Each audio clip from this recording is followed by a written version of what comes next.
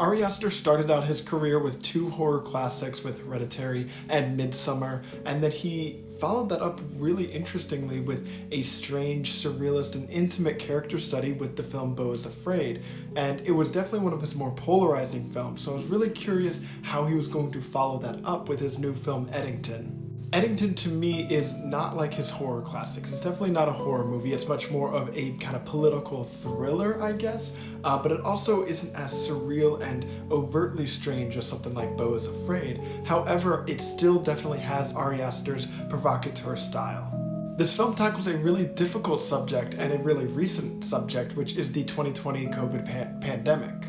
The COVID pandemic was difficult for everybody, and I think everybody's going to have a different reaction to this because of their own experiences with the pandemic. Me personally, I found this film incredible. I thought it was incredible at its portrayal of the difficulties and the chaos of the politics at the time and the difficulties of understanding the politics at the time. I think it takes a really nuanced but really poignant approach to that.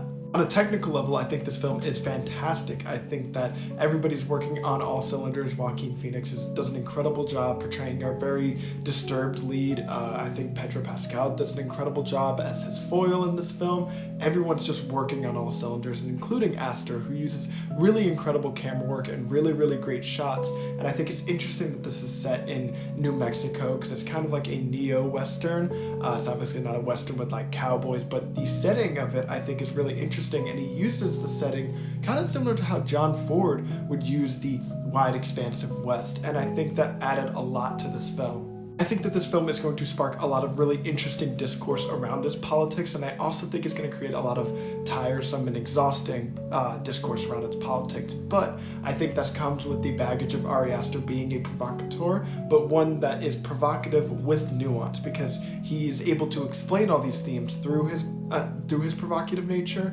whereas it's not just being provocative for no reason.